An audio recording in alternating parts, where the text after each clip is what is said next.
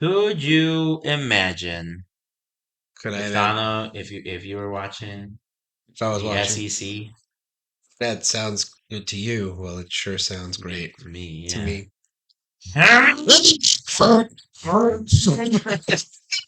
We are less than a month away until we go watch some art. I never got my Wheeler tickets. No, No, I oh, haven't you got gotta them get yet. your I tickets. haven't got my Wheeler tickets. Wow, are you going to get What your day Blue is it? tickets? It's a Friday night. What date? Excuse me. September 21st. Okay, let's see. My September has gotten fucked by a country boy. Speaking of things getting fucked by a country boy, Hey, explicit rating hey, right away. hey man, it's been over. Well, honestly, that happened in the first like 20 seconds, and this Yeah, is in YouTube. this is in This is YouTube. in YouTube. Spotify gives you a little explicit. It gives you a little E. Yeah, but I've had to choose it, and I haven't been choosing it lately. You have to choose to put it on.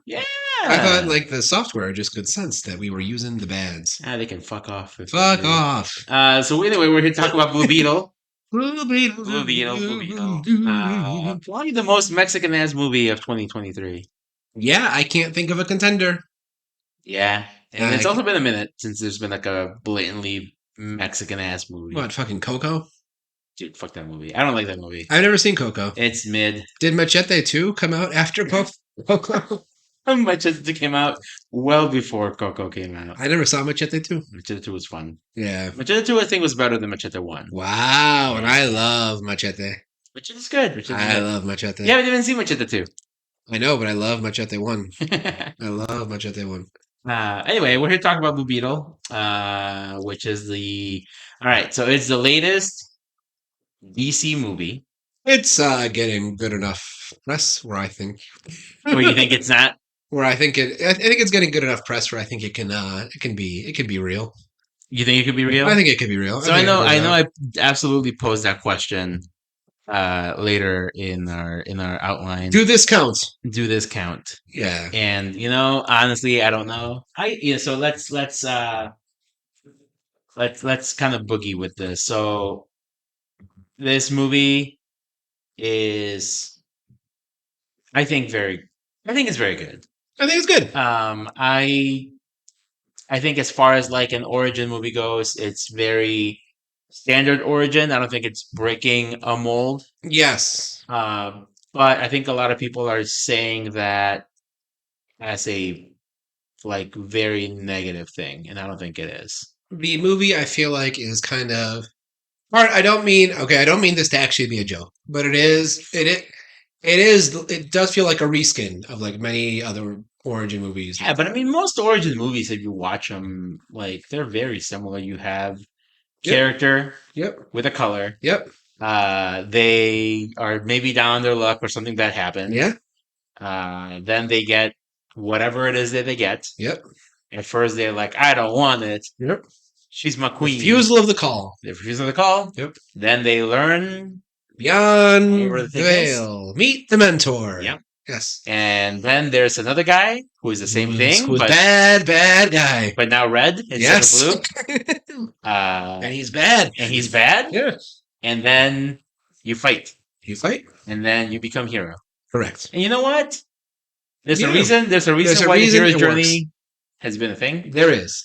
There is. I will say this movie feels like a little extra standard in its plot beats outside of like the obvious like cultural overtones that work in the reskin. But we'll get there when we get there. I had a wonderful time. Yeah, but here's the thing. I think what kind of helps this movie a little bit is that yes, this could be a reskin of a reskin of a Mhm. reskin, but they have the added like layer that is like the Mexican shit. Yes, Which that's what makes it feel I think if they had whitewashed right. Jaime and made him like a white boy, Yeah, then I feel like not as fun. that is not as fun. Not as Like fun. if the family is very American, that's not as fun. Yeah, I think the fact that they said yes, he's Mexican, but he's hella Mexican in this family. yeah. I think that adds enough flavor that makes this work. I think if you put some of this down on paper, it could sound bad because you could call this film representation for representation's sake, which some Hmm. people feel like is pandering. But to me, it doesn't come off that way whatsoever. And I think this film is actually a really good example of why sometimes representation for representation's sake is good. Yes. Often, probably is good, so long as it's done like authentically. Hmm. Because that's kind of really what gives this movie its flavor, and Yes, it stands out from a lot of the other origin movies that we've seen. for sure. And I think it also helps that like so you mentioned like sometimes things feel like representation for the sake of representation. Yep. And that does annoy me. But I think this movie feels like the people who made it, yes, obviously the executives were like, let's get the Latinos in. Yeah, But you also feel like the people making the movie care. it feels authentic. It's Yes. not and I love Infinity War, right? But it's not I don't even hate this scene. But Oh, like the it's not the Speed girl Force it's not the girl power scene. scene, Yeah. right? It's a scene that I like, and even I'm like, okay, it doesn't feel like the people behind this really have their like, you know, heart and soul in this scene as a project. Yeah. Whereas this does. Exactly. Yeah. And I don't think there's ever like a scene that feels like it's winking at you Yeah. like that scene in Endgame does. Which Exactly. again, Endgame, I love that Endgame. Yeah, movie. It's yeah, yeah. fantastic. Yeah. It still gives me the willies every Of like when I course. watch it. Of course. And even that scene I think is cool, but like when you take a step back, you go, "Oh shit, Yeah. this does feel very pandery." And I think this does a good job at not ever reaching that point. Yeah. Granted, not everything works. If I could just name some criticisms without getting into like a lot of spoilers, I think Susan Sarandon's kind of wasted. Uh, She's all right, yeah. but I think they could have done something more Could have with been her. more. Yeah. And I think also Kira Pax, they try to like do things with him at the end of the movie Mm. that I think maybe if they had peppered it in throughout the movie, giving you a couple of scenes with him Yeah. as a character as opposed with him just like being a force. Right. And then at the very last like 5-10 minutes of the movies they give you some sort Some sort of of. development, Right. then it feels a little like you're kind of being wasteful. Yeah. But honestly those are like the only real like criticisms that I personally have on this. Yeah. I maybe some of like the things feel a little rushed Oh, here and really? there. I think it feels a bit too long. Sometimes. So it's a thing where like the beginning feels like it's a little long, Mm. but then towards the end there's some things where you're like, "Oh, what the fuck?" Like everything feels like it's happening Right. Just. like way too fast in some places. Yeah. So it's kind of a bit of both. I don't know. So Yeah. So I think I can agree with Susan Sarandon. That didn't stand out to me on the initial viewing, but yeah, I think she could do better. I didn't love the I didn't love the romance um oh, him between and Jaime Jenny. and Jenny. Yeah. Really? And I like Even though she's a hottie with a body? even though she's a hottie with a body, I like them both as characters. Uh-huh. This is where its standardness, I think, I think for me showed fault, where they see each other across, they see each other across wherever the fuck, the pool house. He's like, who's this beautiful girl? Let me go talk to her because I have charisma. And then just something about him like immediately getting her attention. I didn't buy, and then like him thinking like they could have like there was a chance in hell that like billionaire niece is gonna go for him, right? But I mean, granted, it's fiction, right? It is. Yeah. We've seen this story Yeah. before. I think this particular execution to me didn't overcome my inability to suspend my disbelief, but that was one of my just a bit too long for me and like that dynamic. But lots of fun, Yeah, lots of fun. I want to talk about the fun. there's some things about Jenny that do feel a bit like slacktivisty Yeah. about her character too. But that's also like it's a fault in the sense that like you just don't have a lot of time to develop every single character in your movie. Right. I think they spent a lot of the time developing like the core like family The core unit, family. Yeah. and I think that on its own. I think is good enough.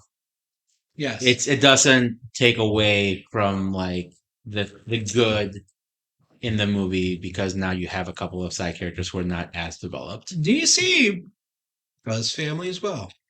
They they do And by that I mean this movie and and Shazam. Shazam. I was gonna say like they do, but like it's when it hits. Hmm. But unfortunately, they don't Right. hit most of That the often. time. Yeah. They do family as well, except for people who are named or who are children of women named Martha. Yes, exactly. Which apparently, according to them, is like 50% of the universe. Yeah. Yeah. Why So did you? let's. Why did you say that name? Why did you say that name? Such a very odd name. And ain't nobody ever called their kid Martha. But I think we can probably start getting into some of the deets, some of the fun. Por favor. So I think this movie it does a good job with its like initial world building. Hmm. Like the very first, I will say this does kind of bug me a bit. I am a little tired of exposition through credits. Interesting. Like seeing these things, Yeah. kind of you get like the headlines from like newspapers.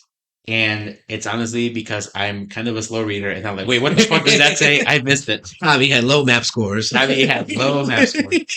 Um, my comprehension was through the roof, but like Yeah. speed. Yeah, me too. Me too, buddy. But it's just like give me that through like character interaction without just being like this is what happened to my father. Mm, Give me something, right? Show me. Don't but when I say show me, I don't mean give me a block of text and then have me read it. I see. Yeah, because they do have a lot of things, but what they do visually here in this intro is showing you like the scarab and how the scarab ended up on Earth. Yeah. And I think, I yeah, the scarab like they have this visual of like the a bunch of different colored scarabs being sent out through the universe. Um, you have like a green one, a yellow one, obviously the blue one. mhm. And as they're like going to different planets, like it shows that the planets are like exploding. So Right. that prefaces the fact that like this thing is supposed to be a world like The world destroying destroying. weapon. Yeah. There is a thing that I caught the second time when I watched it with you Mm, was that when the blue scarab is shown crashing with another one, mm. it like starts sparking, Oh, but the interesting. other one doesn't. So Yeah. like maybe that's why then what's her name? Haji? Becky G is nice. Becky G is nice. Yeah. Which maybe I don't know. Maybe. I don't know if that's something that could then be explored in potential sequels. Right. Where then there's like a conflict between Yeah. Haji and Jaime trying to figure out What? like she wants to destroy shit and he's Who like, am whoa, I? what the fuck? That could get rather existential. It could. And Yeah. so like there's a lot of really good potential in this Mhm. series, I think. Yeah, I think the first time I saw the character of the Blue Beetle was either in an Injustice game or in one of the newer DC animated movies. So like that whole mythos was very, very new to me. I really like this city. Yeah, Palmera City. And I think this is where, right, I know we're gonna mention Marvel a lot in this podcast. I Oh, feel like. absolutely. But I feel like this is where DC can and should lean into differentiating themselves as their own universe and brand. Because obviously focus on telling good stories first, but at the same point, so many good or at least competent stories can still bleed in, with one another. Hmm. Where you need your own flavor. Um, I like that we have a cinematic universe that largely takes place in New York. I like that we have a cinematic universe that takes place in like a whole bunch of fictional megalopolises, right? Because I feel Yes. like that just adds you can do stuff with the setting that you can't necessarily do in Marvel as much, Yeah. right? I think they made the city feel very much alive. Like the contrast between the haves and the have-nots looks extreme in this city because it is like To me, it felt kind of like Miami, but like New York sized, and then like you just have the slums, right? Yeah, which is weird because Yeah, like in the comics, the new iteration of the Blue Beetle, which is the one that this is following, is from like the 2006 revamp, I think it yeah, is. And because like the character's been around since like the 30s or 40s, so it's old, yeah. old I fucking didn't know that. character. Right, And nobody really took it seriously, but right. then they did this revamp and they kind of found like a groove with it, which is Mm, nice. It's kind of cool that you can do that with some of these characters. Um, but what I think is interesting is that in the comics, Jaime is from El Paso, mm. which is like Actual El Paso. actual El Paso, like Yeah, Texas, right? right, But in this movie, like you watch that, and I don't know if if because they just call it Palmera City. right. I don't know if they are intending it for it to be El Paso, which I don't think would make sense because this It's not. absolutely looks like a El Paso's Miami. not on the beach, right? No, No, no. it's like Yeah, that's the kind desert. of Yeah, middle area. right. Um, so like I don't understand why they would have made that change. I like it. For sure. I don't have an issue with it. Yeah. But I thought it was interesting that they took this character who is like has a specific location Mm. in our IRL. in our Yeah. map, and they're like, nah, fuck that. Yeah, fuck Which that. I think is good because like I do agree with you. I think there is something where like if somebody in Marvel mentions like, oh, I'm going to Miami, Right. you're like, I don't give a fuck. Yeah. Whatever, right? Or they're wearing a shirt that says like University of Columbia in New York or whatever. You're Right. like, whatever. But here, there's a scene where you see Jaime and he's wearing His a Gotham. hoodie. Yeah, It's Gotham. got, yeah, Yeah. Gotham Law. You're like, Yeah. that's what Batman is, Yeah. right? Yeah. So it adds something cool to it because like these locations are then so inherently tied to these characters, Yes. right? You recognize that the Flash is in Central City, Yeah. Superman's in Metropolis, and Batman's in Gotham, right? So like those little call outs make a better difference, I think. They make a difference. I not to belabor the point too much, but I don't want to put these two different ways of doing setting too different from each other because I like the fact that in Doctor Strange, you'd be like, we got a temple here in New York, there's one in London, there's one, where is it? Is it Hong Kong? Okay, so And then the other fucking one, right? And it's like, oh, it's kind of cool. Like, I could visit these places, and there's a hidden temple, like, actually here in New York, right? mhm. That's a different kind of cool than here we have this city loosely based on a conglomeration of, like, these American cities. Yeah, Um, and as a result, we can kind of do whatever the fuck we want with it. and that's the Yeah, thing. yeah, I think having the two different universes do these different things yeah. a helps them feel separate from each other because obviously they are Yeah, literally yeah. different companies. As separate as you can get at this point. Yes, Yeah. but it also makes each of them feel unique Yeah, because then you have these, when you're talking about New York, you're not like, oh, this is our metropolis or yeah. whatever the hell these stand in is. Since Chicago's supposed to be Gotham, It's I not a one think, to one thing. Gotham takes elements of Chicago. It takes yes, elements from New York. It's not. Yeah, yeah, yeah, yeah, right. But it's kind of like those, like this is a standing for this and this and this, yeah, right? So I think that separation, I think, is kind of nice. I do like that setting that they chose for this movie. yeah. And so we meet our character Jaime, who is a graduate. He's down on his Gotham luck, Law. Gotham Law, Go which Bets. I love. I love how his sister just like shits on him I like his sister a for lot. having a waste of a I degree. like. Yes. Oh, how did I forget? Oh, if this poor boy didn't major in pre-law, millions of fans. No, there's no reason to major in pre-law. Yep. Because what if you don't like being a lawyer? You're fucked. Yeah. So he majors in pre-law, Yeah. but then down on his luck, he can't afford to go to grad school to become an Yeah. actual lawyer. Yeah. And I love the joke, which is like, hey, he graduated with a degree in pre-law. Do you need a pre-lawyer?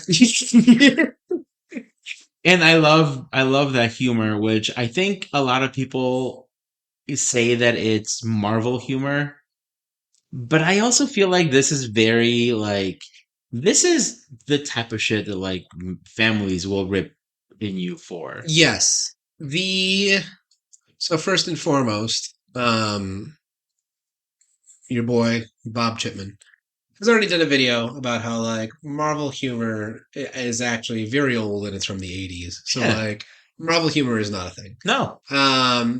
This though, I think though the family dynamics here and the humor between them feel more authentic than many of the jokes that you see in Phase 4 and 5 of like the MCU. Yeah. Like when they did the so thank God I went to Mexico this summer because when they did the Que que lo lo abra, que lo abra. abra. I've seen that before.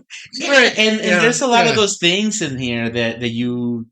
I mean, I don't know about how it is in Greece and what like these Yeah, traditional like little chants. little chants Yeah, and celebrations, right? That like see se puede, like those are things that are so part of our culture. yep. And so seeing them here, you go, yeah, it doesn't feel pandering because this is shit that That's we what it is. do, Yeah, yeah, yeah. right? Whereas like if it was something that would feel like it's just in pop culture, Yeah, that's where I think it feels pandering. yeah. Um, so I really do think they really hit that nail very well in this. The end. Isn't there like a gathering with like the solo cups, right? Like the people in the end. I think it's when the neighborhood brings like comes to help them with their Yeah, house. I mean they have Right, there's like a their little outside picnic thing, right? they have an And I'm outside like, picnic. this is fucking Mexico, right? Yeah, It's all sorts of that shit, right? yeah, Yeah, it's one of those things we were talking about, like weddings, like yeah. Break out the fideo, like you yeah, get yeah, everything and everybody shows up and nobody even needs to be invited. yeah, They just show up, right? yeah. So like these are little details that do make sense. I do like his family a lot. So his Hmm. family consists of the mom and dad, Right. very, they have their accent still, which makes sense. A lot of people when they come to the States and they speak English, Yep. they are going to maintain that accent. Yes. Sometimes I feel like it's a little hammy on the accent. I don't know the actors if they have those accents IRL too. Yeah, that's a good question. But like and then uh very again Mexican shit. You have the Mm. uncle who just perpetually lives at the house. Yep. Uh, George Lopez. George Lopez, and then we have Grandma. Grandma, I will say, is my least favorite character. The Yeah. grandma, I don't love. Her background as like, you know, That I like think uh, felt very as a shoehorned. basic like contra rebel, like granted that's Nicaragua, but you get the point. Yeah, That felt yeah.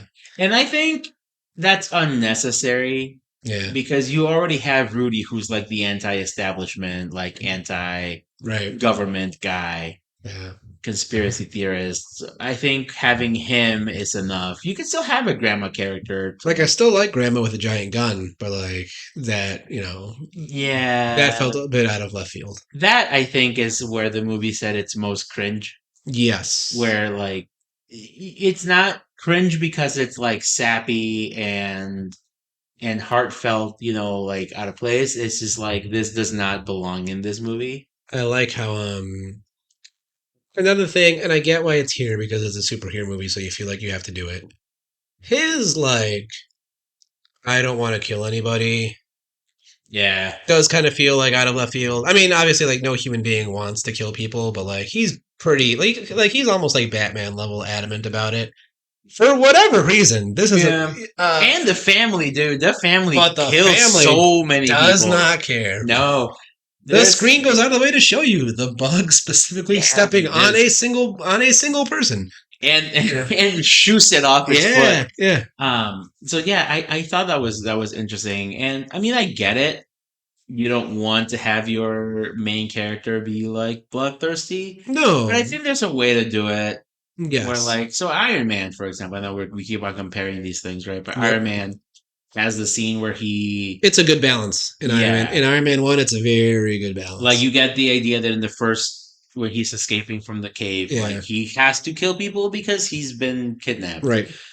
When he goes and he destroys that town where they're like taking all the weapons and Yeah. he fights off the tank. He is legitimately killing a bunch of people, but Yeah. like he is doing it Out of because necessity. out of necessity they are fighting back and he's Right. trying to destroy the weapons, right?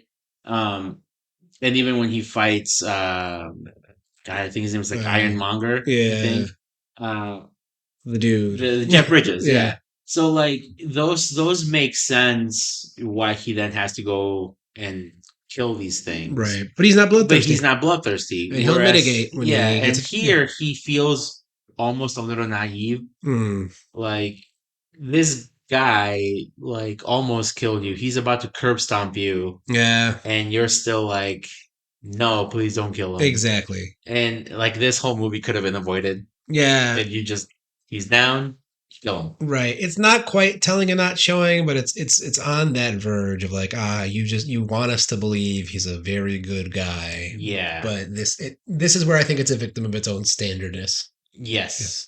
And because like not everybody needs to be Batman, No, right? no. And so like I think that's the argument that I have in defense in my in you know in which is me saying a lot Hmm. in defense of Zack Snyder Mm, and in Man of Steel, where like people were like, "Oh, how dare they have yeah, Batman kill not Batman, sorry, Superman kill Superman. Zod?" And I'm like, he literally gave him no choice. Yeah, He tried. He was yeah. about to like roast these family members here.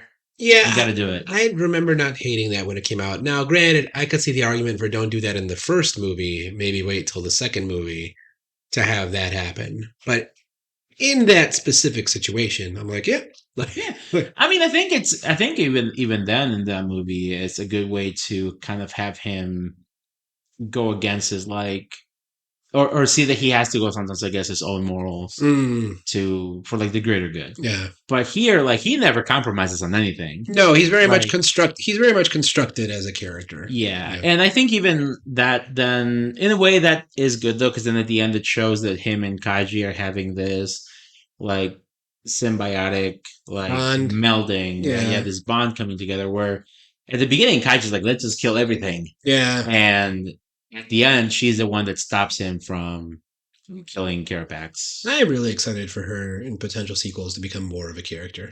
Taji? Yeah. Yeah. Right. Not There's just because I love Becky G. you just want to see me and sing the pajama I song. do.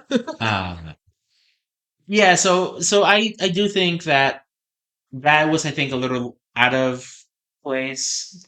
I don't want to say it's out of character because Mhm. this is the first time we're seeing him. Right. If this is where they want to go with him, fine, whatever. I don't think it prevents me from liking the movie. Yeah. Um, but I just thought the contrast between the family members and him Yeah. was just so And their willingness to regard or disregard human man, life. they kill so many people. Yeah, and the movie's not really like aware of it. I don't think. Yeah, Um, yeah. Is it a lack of self awareness or is it just like a disregard for like that continuity? well, so I mean, if you in Shazam one, I mean in both, but like let's talk about the good one in Shazam. Yeah, Like that whole family is on the same wavelength, yeah. right? Like the same values. Like you can tell, like these are all siblings. They're all children. They're all, they all are the same moral compass. Yeah. And in this, they are not. No. But the movie just does not address it, which it felt a little off. Though it was fun to see the man get squished by the bug. Yeah, for You know. sure. There is a nice dynamic, I think, between Jaime and his dad. Right. That relationship gets Well, that I was big sad when. yeah, that was a Yeah. very sad like dynamic. I do think um the actor Damian Alcazar who Hmm. plays Alberto, man, he looks like I was telling Katie, I'm like, oh, he looks a lot like my Tio Jose Luis. But then I'm like, the reason why is because my Tio Jose Luis is like the most like stereotypically Mexican looking guy. He's Yeah, like sheepish with the work shirt, yeah, with the hat. yeah. And I'm This like this is the quintessential Mexican dad. 100%. Yep. But I do like his like resolve of he's trying to make sure that like his family feels okay, even Hmm. though he is still working his ass off. Yeah. Shit's tough out there. It's funny how he is kind of like he feels to me like he's holding it together. Yes. Right. He's not I wouldn't call him ambitious to the point No. where he's like, I'm gonna go make something, blah blah blah. But like he sees the situation. He's very much optimistic, and Hmm. his resolve is to just like let's get through each day at a time. Which Yeah. from a lot of people I met in Mexico, a lot of people I know who are like Mexican dads, actually very much reminds me of them. Yeah, you do what you can. Like he's not going out of his way to like and I'm not saying I'm saying like the movie itself does not go out of its way to make him seem like this like super macho, like I gotta get everything done. Yeah. I'm holding my family together. He just does it Yep. and you watch it and you go, yeah, Yeah. he's doing this. It's He a seems like a good dad. it's a cool image of fatherhood. Yes. And then that then helps elevate like his dynamic with Jaime where Jaime feels like he can go to his dad and be I got like problems. we got Yeah. problems, right? Which then makes that scene when he does die Yeah. feel like it actually matters. Yes. There's a problem with a lot of movies where like a character will die who's like the father figure, Yeah. and you're like, yeah, you told me this whole time that he's your father figure or your father, Or like I just but know this actor wasn't down to do two more of these movies. and that's the thing. I think in this movie, like they could do a thing where he could come back and Yeah. maybe has like some sort of connection through this Beyond. experience because there's something like cosmic in of that scene Yeah. where you have like the dad show up to kind of be like the guide even from like the afterlife, right? Yeah, I think that could work. Whether or not it's actually the dad or whether this is just a figment happening in Jaime's mind, Hmm. you could have him come in and be like the Harry Morgan of you know Or Jaime. he's going to the whatever the fucking great beyond is in Wakanda, where they talk to the dead. Yeah, Yeah, yeah, yeah, yeah, yeah, yeah, yeah. Where I don't know why it's called the Field of Reeds, but that's in Moon Knight. yeah. Hmm. But yeah, that equivalent, right? And I think he could come back, and that would still make sense, whether or not it's actually him, or Yeah. whether this is just like Jaime's like internal consciousness. It's nice to see in this movie that this is not an I have to keep my secret identity secret movie. Oh, it's nice. I It's like it. nice. This is, It I mean, technically not standard. I mean, it's been done, but it's also like, that's not what's typical of superhero movies. And it's like that to me allows the family to be much more fun because it's fun to see them react to him as Blue Beetle. which, by the way, so let's talk about that scene where he first transforms. Yeah. So he gets the beetle from Jenny, and this is like it's a fucking scary ass Yeah. like transformation. It Yeah. looks uncomfortable. Yeah. It looks Painful. scary. It Yeah. looks painful. By the way, the main guy, Sholo Maridueña, does some great shouty stuff in this movie Hmm. where he seems frustrated and angry, but it doesn't come off as like he's trying too hard. Right. So then that scene, he sells it a lot better. Hmm. But the way this thing is like throwing him around, Yeah. like throws him at the ceiling, Yeah. and then he's just like getting wrapped into the suit, which, so in a way, I think it is shown to be very scary. So I understand the people freaking out. Right. But then they also have this thing where like they are aware of like your Batmans and your Flashes. Mm. Granted, we don't know if these are We don't like, know where this is, yeah, because this who's. is supposed to be vague enough that you could maybe say this is the new. Well, the universe isn't also clear in and of itself as to Yeah, where there's anything never is. anything here that cements this Yeah. as being. Right. And it doesn't need to be. It It doesn't. doesn't. It doesn't need to be cemented yet. It Right. doesn't, which is why I think they gave themselves a good out if Yeah. this were to have crashed and burned critically Right. and then also financially. Um, but I think if they're so aware of these beings, right, the Hmm. Flash and Batman, that they would have been like, oh, this is probably something like that. But I think in the moment, the way this is manifesting is so kind of vicious that I think makes sense why they react the way they do. I think it's some It's a challenge of the superhero genre in general, where you have to somehow portray that normal life can still exist while people like Superman are like walking the earth. Hmm? Right? Like in Falcon and the Winter Soldier, I found it more believable lately than I did, but I still don't find it very believable. That whole plot of like, oh, Falcon's broke because they wouldn't pay him, and I'm like, get the fuck out of here. Yeah. Like, I mean, I mean, real plots are compelling, and you need to still have real plots while you have physics breaking, gods. I love the running Wow. joke when he transformed, where he's like, "Oh my god, it's inside me," and he's like, "How?" He's like, "It went up his ass." Yeah. that that callback gets brought back later. Uh, man, I don't think I've seen George Lopez be this funny in a movie in a hot minute. Here's the take. I can't name you a George Lopez movie I've seen. Hmm. I loved the show. Oh yeah, I think everybody loved the show. I have only heard since this movie came out, people like shit talking his past career and saying like this is the funniest thing he's ever done. And I'm like, I think you all need to give this show another I chance. think it's the fact that we kind of got oversaturated with George Lopez. He became like the token Mexican voice in a lot of things. Yeah, And I honestly think the biggest thing that he did that was kind of like, I don't want to say like a bad like mark on his record, but like the Beverly Hill Chihuahua movies were just not good.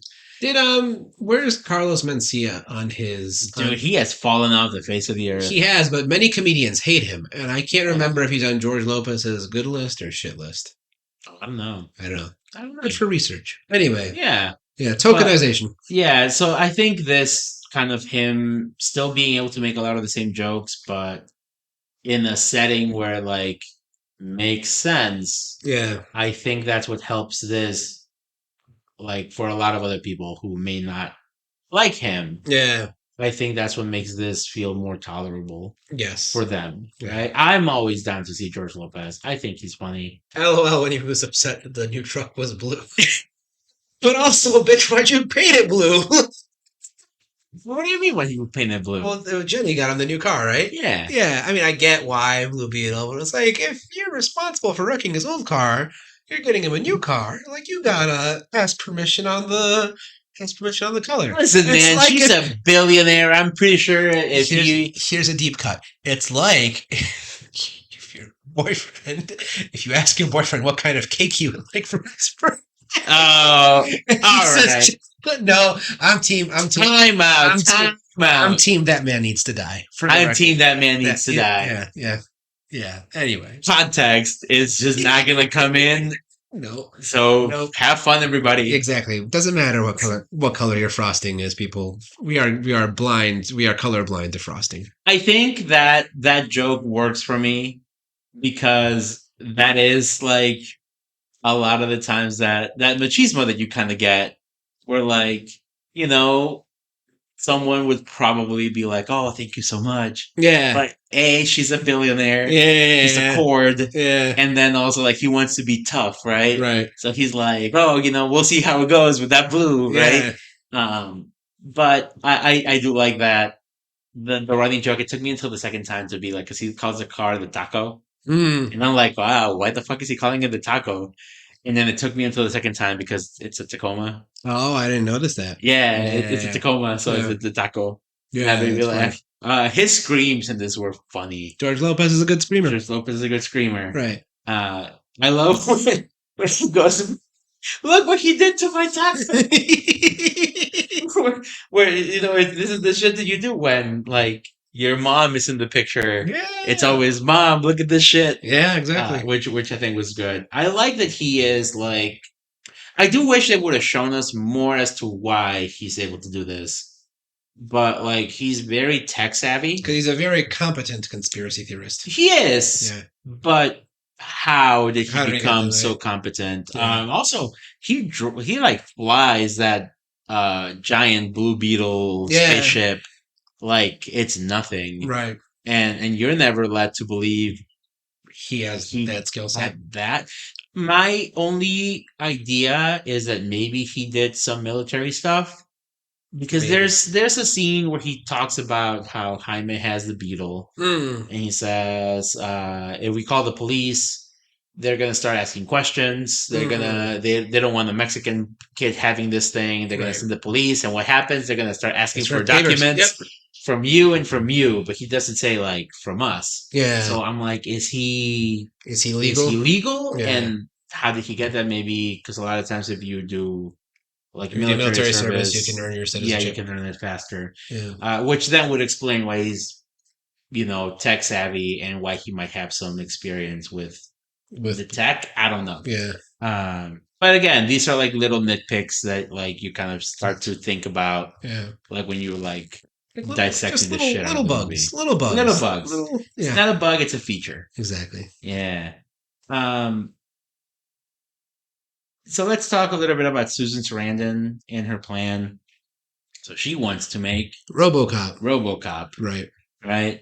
And I don't. I think her. A, she's an asshole, which I get. Yeah, But I also don't think they needed to then be like, she's also passive aggressively racist. Which I think it does happen, but yeah. like calling the guy Dr. Sanchez multiple times. I I'm thought, like, at that point, I thought that was kind of. it's It's funny. funny. It's funny evil characterization. It is, but it's also like very low hanging fruit. Yeah, Same with I think you asked when we were watching, or either when we were watching or at the end of the movie, where you're like, how often do people actually do that thing where you say your name and they Americanize the shit out of it? right. Because that happens with the receptionist at the building. I've seen people do that to you before.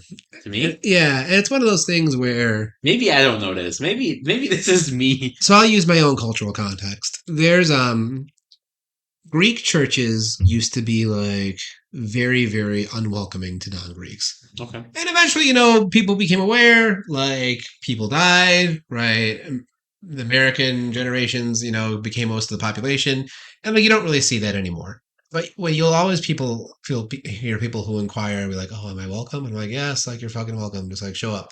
Um, so you're seeing like a change in that dynamic. Likewise, I feel like growing up, I like there were more people who I noticed who just could not pronounce Mexican names for shit.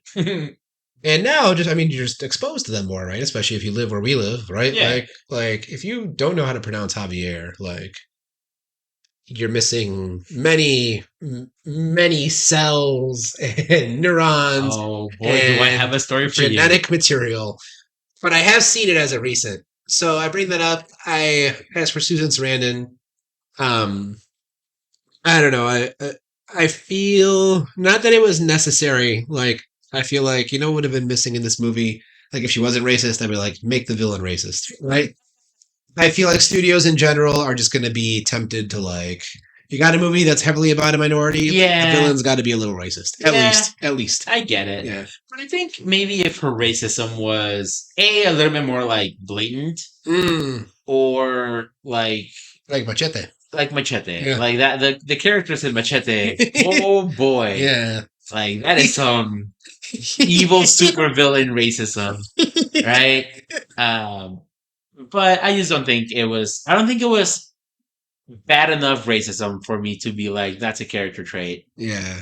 And I also don't think then it was as effective for me to be like, ah, yes, she sucks because of this too. As you will probably know, though, never be surprised when racism will always rear its ugly little head. So speaking of racism, so like, Yes. quick little tangent. Yeah. So a few months ago, I went to Panera. Nice. Not our local Panera. I went to a Panera in Wheaton. Ooh. Yeah. Yeah. So Home of Wheaton College, the famous evangelical university, for those Oh. who are listening. Fun time. Yeah. I show up to the drive-through and they go, "Hey, are you a SIP club member?" And I go, "Yes, I am. Yes. Thank you." They go, "Can I get your phone number?" I go, "Yes, here's my phone number." Yeah. And she goes for let's see.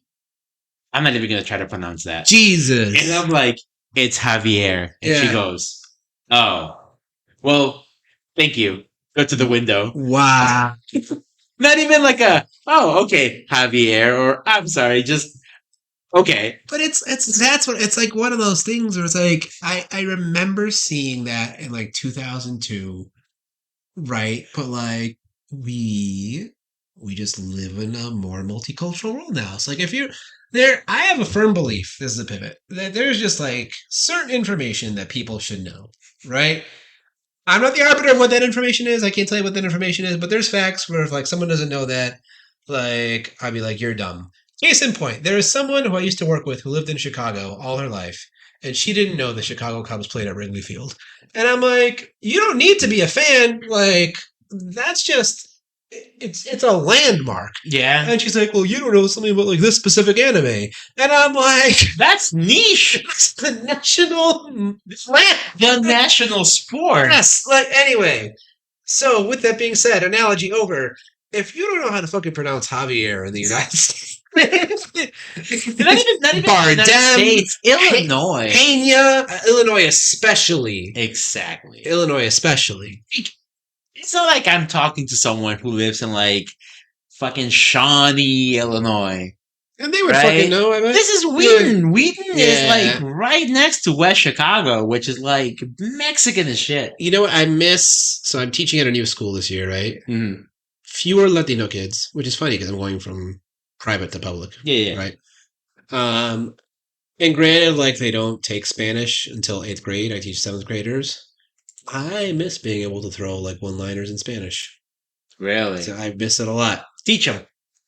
I guess, but I'd be starting from literally square zero. But Zero. I miss it. Started from the bottom. Now you're here. Yeah, but it's funny when they know it. You're like, like we fucking know biblioteca, right? Anyway, Yeah. so there's a couple of things in this movie that I think are interesting about like our character. So we learned that the old blue beetle. So there's two of them. Previously, we have Ted Cord and Dan Garrett. I think Not Ted Cruz. not Ted Cruz. Yeah. So Dan Garrett was able to integrate himself with Kaji, whereas Ted Cord could not. He used the beetle to make his tech and everything. Yeah. But then when Jaime merges with it, he learns how to like conjure weapons, which I do feel like feels a little too Blue Lantern-y to me, and a little bit Iron Man-y post. What is that? The nanotech. Yeah, that's Infinity War, I think, where he first uses the nanotech. So wait, who's able to conjure weapons again? Cord or the other, or just Blue Beetle with Kaji, with Kaji? Yeah. right? So, because like, I see. because Ted makes his gadgets like Batman style. Yeah. They make that point in the movie. Whereas Jaime could just be like, I want the fucking Buster Sword from Final Fantasy. Which, by the way, if you don't know what the fuck Final Fantasy is, how the fuck is Jaime gonna know? And how do we know that Jaime knows? Yeah. Because he makes a sword, and it's the Buster Sword from Final Fantasy. Yeah. It's Cloud's sword. Cloud's right. But like, there is never a reference to this in the beginning. He just makes a sword, and you go, big sword, yes. Yeah. So I think that was a weird, like, is it really an Easter egg if like most people are not going to like? It's an Easter egg or an illusion. Well, okay, so now this is really a tangent. Didn't Easter eggs used to be like, this is a little tiny hint that like if you're in the know, you're in the know. And we're expecting not a majority of the people are going to know them. Now, if you watch like an Easter egg video on something, it'll be like Ahsoka episode 3. This is Ezra, who was a character in Rebels, and that's an Easter egg. That's an Easter egg. But Easter egg has just now. It's a reference. Yes, I think people misunderstand references and Easter eggs, but I think when there's like an Easter egg, the character itself needs to have some sort of like understanding of it. Well, I mean, you have allusions in old literature that some are very blatant and some were like the author's putting it there because he wants to reward like the quote unquote really smart people. Sure. So it doesn't have to be. Maybe. But yeah, it was maybe maybe I'm underestimating like the relevance and of like the Final Fantasy VII remake. Maybe it's a lot more relevant. I mean, I just thought Big Sword that like looked like the Final Fantasy sword. I was like, oh, that's fucking cool. I never thought it was like an intentional Final Fantasy sword thing, but It who is. fucking knows? It Yeah. looks exactly like the Buster Sword. Well, But anyway, so I do think that that's kind of cool. I don't know if maybe that would take away then from like your Green Lanterns. I I don't know. I like his powers. When I first learned about the character, those are the powers that I saw. His like suit could just like Make shit. make shit. I'm like, Yeah. that's cool. I think if it becomes a thing where like he can make more like gizmos and things, because the Green Lantern thing just makes projections Hmm. but they're like, yeah, they're physical in the sense of like they can impact things, but like Yeah. you can't be like, I'm gonna leave this here and this is gonna stay there. Yeah. Right? Like as soon as you then do something else, then it becomes something else. Sure. In this iteration of the DC universe, Blue Beetle beat out Green Lantern to the punch, so Oh. now it's Green Lanterns. Which by the way, what a fucking like Mm-hmm. yeah, so weird. Mm-hmm. Like so let's wrap up as far as like story goes. He fights the guy. They get kidnapped. They go to like an island. That's where the grandma does big cringe shit. Mm-hmm. Um, I will always be a big fan of good needle drops, Yeah. but I also wish sometimes the needle drops We're different needle were drops. well, no. I wish the action set piece that came with the needle drop would match the needle drop Mm. better. Mm. I feel like in this movie, you got Kickstart My Heart, which is a Yeah. fucking bombastic like action Bombastic, yeah. song, Doesn't and, fit. and it's just like big tank go boom, boom, Yeah. boom. Doesn't fit. Like if it was like the grandma running around shooting shit, I think that would make more sense. Mm-hmm. I think you could have put something else. Honestly, you know what would have been funny as hell What? if they had put Iron Man. Yeah. Oh, that would have been so funny because it's low. Yeah. It's because you're in the big tank. Yeah. This thing is not moving fast. Yeah. Um, It's a shot at another company. it would have been so funny. It would have been That would funny. have been so funny. Yeah. So that's my only issue with that scene. But it's fun to watch the big blue like scarab thingy, Mm-hmm. the tank. Um, so he's fighting this guy, this red Bad guy. bad red beetle. Yeah. And you kind of learn that Susan Sarandon's character had essentially kidnapped him as a child, Right. sent him to war, got him blown up with like landmines, Yeah. and then was like, "Well, let's go ahead and turn them into like a cyborg." Yeah. Which I'm like, okay, that's interesting, but like there was never anything to insinuate that like he himself was having an internal struggle. Yeah, that scene was pretty quick. I do like how. So back to Susan Sarandon. I like how they made her kind of like. I don't know if I go. I don't know if pathological liar is the right word, but I like how she always.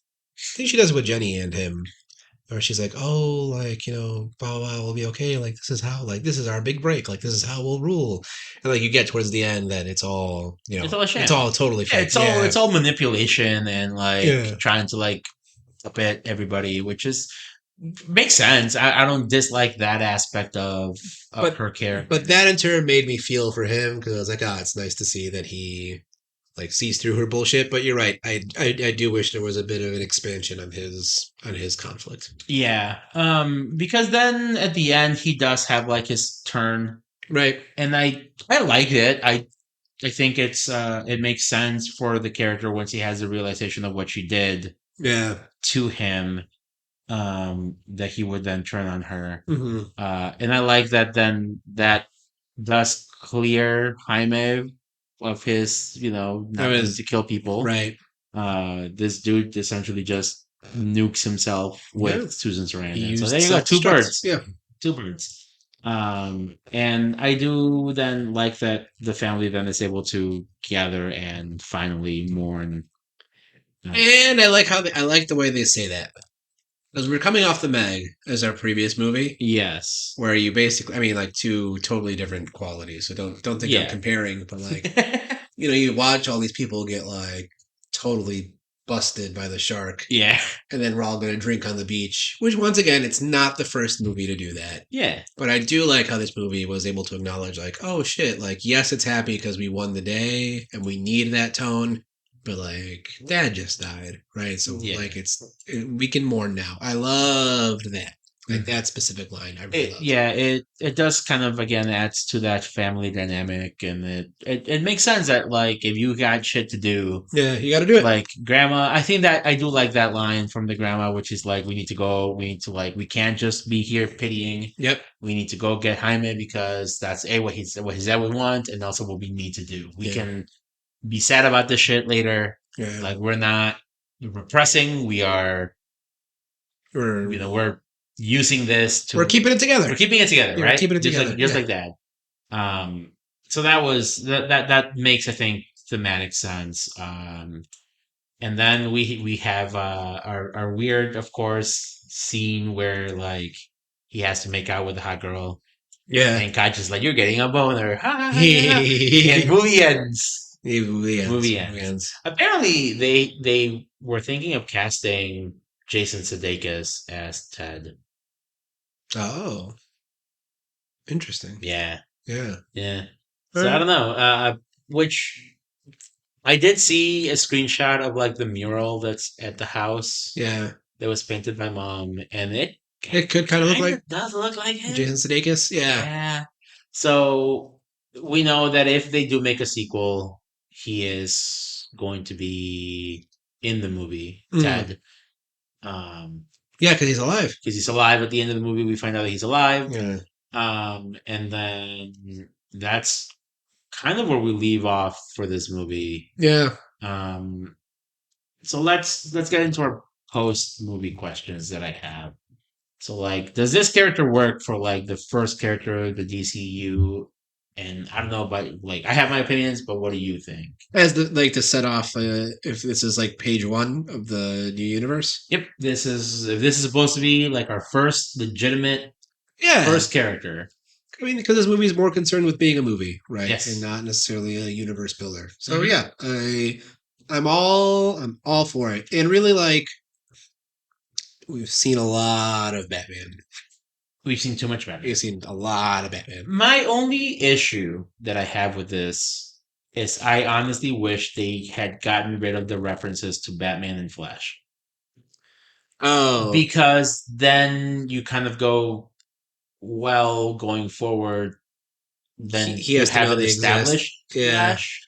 yeah, You have to then make that a prequel to this. right. Same with Batman. We know that Batman is supposed to be, because I think James Gunn has said that his Batman is going to be Batman with his son, With Damien. Damien, Oh, interesting. right?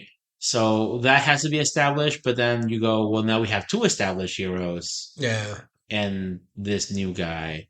yeah. So I don't know. I kind of wish maybe they would have not gotten rid of those, or they would have gotten rid of those references, right. and then this could have just been purely like this is our first one, Yeah, maybe, yeah. right? I don't know. I think it could work. I think it should stick I'm around. willing to look. I mean, here, if I still haven't seen Thor 1 or 2, right? But if Wait, what? yeah, I thought you did. no, I never did. But You if were making Ro watch the movies. we only watched Iron Man. Oh no. Yeah. Uh, Anyway, but if Hela can like, what was it, the Infinity Gauntlet that she like fake, right? tip that shit over. If she can do that, and like, if Loki can come back to life, however many times we need him to, like, we can do whatever we need to with this Batman and Flash little references. Yeah. So then the next thing I have Yeah. is Maybe the new Batman can be Terry McGinnis. Oh, that'd be good. Yeah. That'd be fun. Yeah. So, is this really going to be the first DCU movie? So how's it doing financially? I have Not good. Yeah. It's $120 million movie, which thank God. Yeah. It's still expensive, and it was supposed to be purely streaming. Right. It was supposed to be a Max original. And then it's only made 81 million global, and it is not like off to a good start. So here's my question that will seem irrelevant, but then I'll get back to it. Did Mission Impossible ever make up the money that people were hoping? Like, it never got to that level, but like, did it have enough of a post following where like, it has a respectable A respectable-ish gross. for Mission Impossible. The newest one, yeah. So I'm pretty sure it's made. Yeah, so it's made 550 million on a budget of 290. Okay. So it hasn't doubled. It hasn't doubled yet. Yeah. I wouldn't say it's made. I don't think it's been profitable, Yeah. but it still made a lot of money. And also, like the second movie's already been like greenlit. So like even if this Right. movie, even if its ass completely fell out, it was still gonna make the sequel. So here's why I bring this up. People out here saying, People out here, right? I think I'm just in general movie discourse. I'm hearing more and more people comment, and I think this is good about like, hey, this whole culture of like, the film is either a disaster or a huge success. Like opening weekend means everything. Like I think people are getting onto that point that like doesn't necessarily like mean the movie was good or not. Like Elemental had that like it really shitty start. but then bounced back. It's cat legs. Nolan's trying to push Oppenheimer to a billion. We'll see where that goes. I don't think it's got. I don't think it's got either. I don't think it's got the moxie for. I don't think so either. But like, I'm optimistic that maybe our collective attention span is growing, and we can look back after however many weeks or possibly months, and we can say like, oh, like yes, this was a respectable movie. So I think if people are going to be talking box office for things, they need to follow our boy Dan. Mm-hmm. I think Dan has he does the breakdown. Dan has really good breakdowns on this. Yeah. He has a lot of like really good insights on like the importance of numbers. Yes. Because you can have a movie like Avatar that came out and everybody goes, oh, this movie only made like $100 and whatever million at the box office. Right. It's not going to make it to whatever. And holy shit, it's what, the second or third highest grossing movie of all time? Yeah. So clearly, like, people go after, and he's made this point, people go after like what sounds sensational. Yes. Without thinking about like, in practice, how these things usually pan out. And then once you get past the number to the question, regardless of number, like, oh, was this good? Yeah. Right. I think it's good enough where it can be. We already answered that question. Will it be?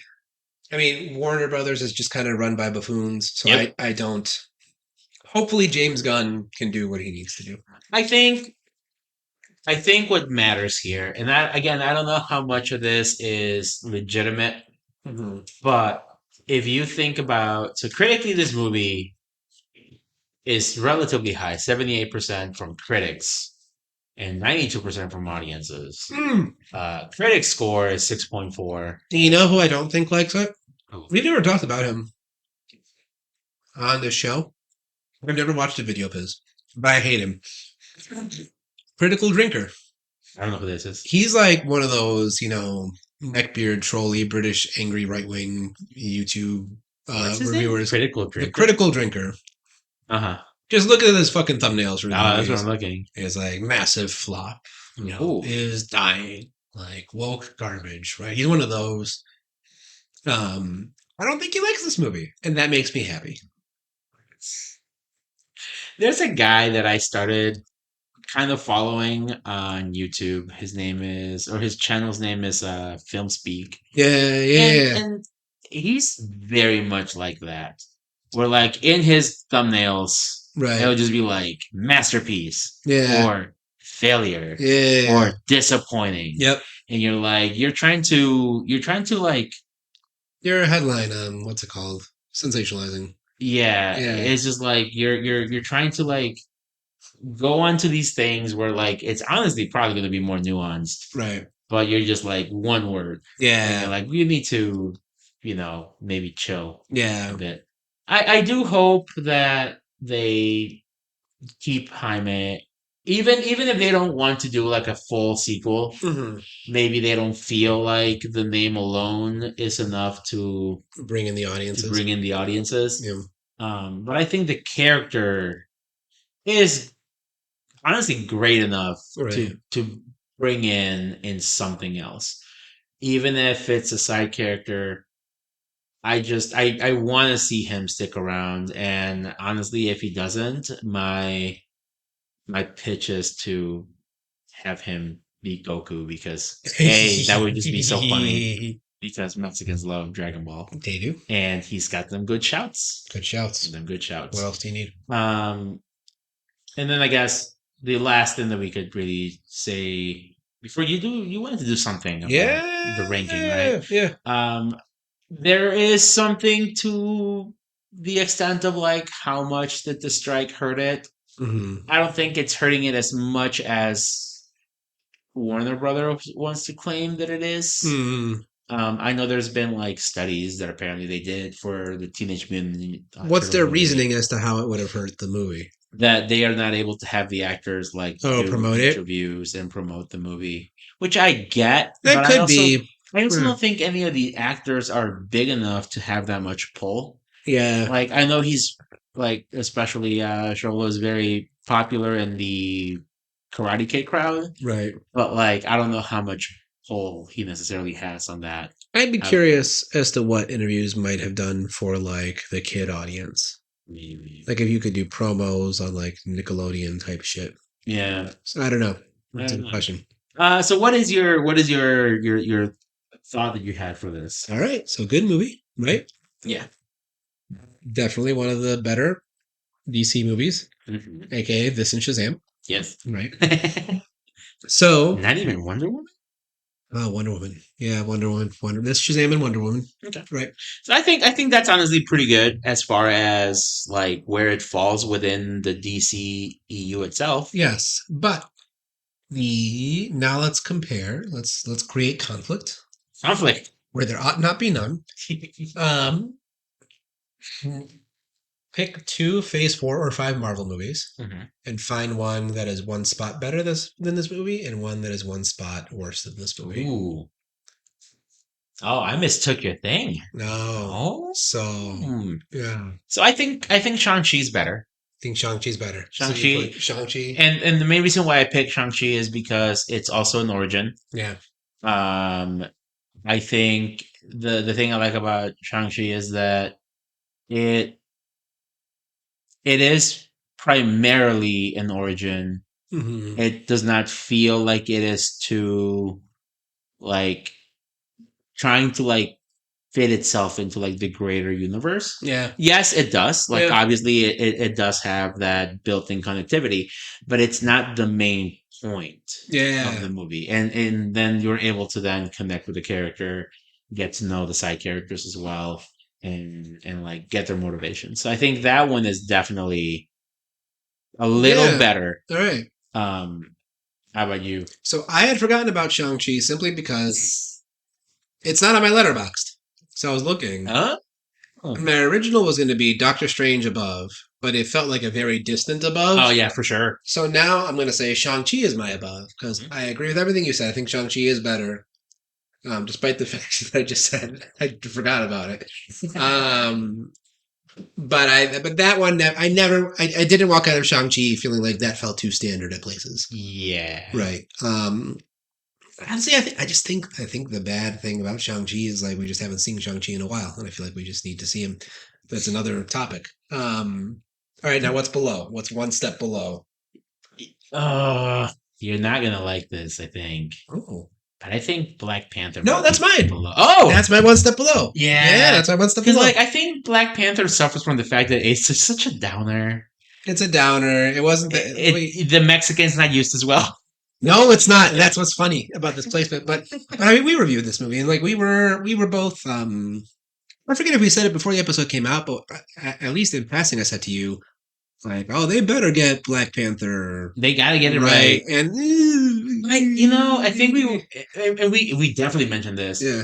Where I think we were maybe a little bit more forgiving on Black Panther, given the circumstances. Yeah. And I think that can only carry that goodwill so far. Right, it didn't. It does not. I will say, when I went on my cruise, I watched Black Panther twice. Wow. Because our TV in our cabin had like 3 channels that were just pure movies. Oh wow! And they were like constantly looping Black Panther, Doctor Strange. I think Black Widow, like Nope, a Yeah. few more movies, right? And so a couple of times when we were just like chilling, Black Panther just happened to be on, Yeah. and I watched it Right. like almost entirely both times, and I'm like, this is a good movie, but for the highs that we've had Yeah. in the MCU, It's not up there. it falls significantly short. So, but then to bring it back to the actual topic at hand, which is Blue Beetle, I Yeah. think that's impressive. It's impressive that a DC movie was able To reach these levels. to do better than Black Panther too. Yeah. Yeah. So Yeah, it's funny that we kind of agreed on this, and yeah. I am very judgmental that you forgot about Shang-Chi. I haven't watched it in a while. I feel bad. It's good. Yeah. There's some things on it that are still a little annoying. I think what's her name can be a bit grating, Aquafina. I love Aquafina. I like her in that movie. I don't think I love her Yeah. as like Aquafina. I love Aquafina. But I like her in that movie. Yeah. You know, I think this movie, and this is I think what you're getting at. I think Blue Beetle on its own was good enough that if you were to take this character and put it in Marvel, He could be. you He could could be be like, there. he Yeah. would fit. He'd fit in the He would fit MCU. in. He's a good, fun character. The characters are nice. Right. You want to see them win. He, Iron Man, and Ant Man and Spider Man would do a thing. That would be so fun. Yeah. Yeah. Yeah, Yeah. I like that. I do wish, and I think this could be something that they could do with James Gunn, obviously, but James Gunn, I think, is good at making his movies fun Mm. while still feeling like they have the weight that they need to have. Yeah. And I do think that besides the fact that the grammar was A little cringe. a lot of cringe, let's be Okay. honest. I do think this movie then has those qualities, right? It's a lot of fun when it needs to, But it's got substance. but when those heavy moments hit, Yeah. like it fucking hits. Yeah. And so I'm excited to see what else he can do when he's actually in charge. Yeah. Like this movie, he had some oversight on like what happened at the end with like the end credits and Mm. stuff. But now that we're getting to like his actual movies, Right. actually that's a lie because we still have Aquaman. Oh yeah. God damn it! Yeah. All right, that's a good spot to stop. I It's a think. good spot to start. I just want to say two things. Yeah, yeah. Last episode was our 50th episode. Yeah. So congratulations Congratulations to you for being the best hostess with the mostest. and to you for being a great co-host. Thank with the you. most. And we did not mention the JW movie. Let's go! Yeah. You know what the funny thing is? I was actually just watching Dan Merle. Are you still recording? Yes. Oh. Yeah. Yeah. Yeah. And he mentioned John Wick 4, and I was like, You said it. yep, it had to happen. Yep. Had to happen. All right, right. buddy. Well, thank everybody for listening in. Hopefully, you guys enjoyed Blue Beetle as much as we did. We did. We did. And we will see what comes next. I know we have Bottoms coming out soon. Yeah. We still haven't seen Strays. Gotta see Strays. I would like to see that. Whatchamacallit? The movie with the sloth that kills people. Slaughterhouse. Slaughterhouse. So I don't know. We'll see. We'll see. We'll figure out what comes next. There's- Until next time, though. He has been Javier. And he has been Thano, and this has been the Cine-Scoots podcast. Bye. Bye.